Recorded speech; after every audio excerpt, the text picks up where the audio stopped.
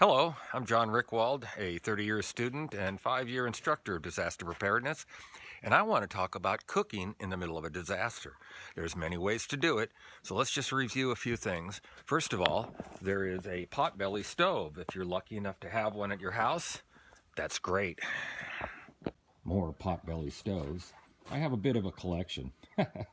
This is my favorite. It's called a sportsman's or hunter's stove that you could put into a large tent. It was a gift, and I've used it. It works great, but let me continue. So let's say you're in an apartment, you can't have any open flame, and you still want a way to cook. So maybe you could score an old propane stove out of an RV and have it ready just in case. Well, the light's no good here, but I've got a whole bunch of different styles of camping stoves in here because I've been collecting for 30 years and I can't stop myself. So this is an antique oven that you would put on an open fire. I actually have a newer version that I could use if I wanted. Here's an old kerosene stove. Obviously useless, but looks good. Another great way to cook if the sun is out is either a solar oven or a Fresnel lens, which comes off a big screen rear projection TV. This screen right here will melt a master lock in the sun in less than a minute. So with the 50 different ways I have to cook food, if somebody said I could only take one with me on the road, it's easy. It would be this stupid looking, homemade, no cost rocket stove. 2/3 of the world's population cook on a version of a rocket stove.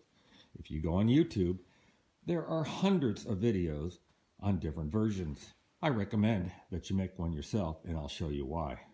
Okay, I started the fire. I took a little piece of wax and stuck it in there to help start the fire.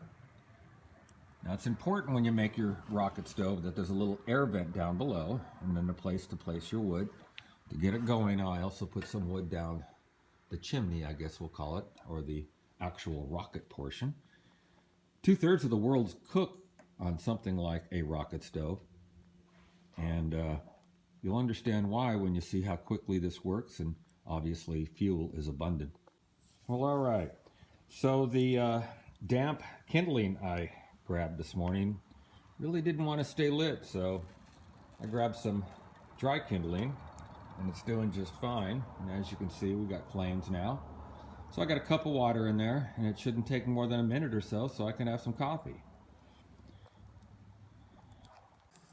All right, it's almost ready. Well, it's probably ready now. Let's see. Let's stand by. Yep, I got hot water, and now I got coffee.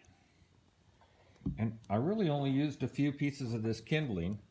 I really didn't use any of this. If it was dry, I don't know why I got so much of it. But as you can see, just a few pieces, and you get a serious flame once it warms up. The rocket stove. Look it up on YouTube. There's 100 different designs. I highly recommend making one. Oh, by the way, there are designs using cinder block and red brick. Don't do it. That'll just crack apart. Fire brick, or obviously tin cans, will work just fine.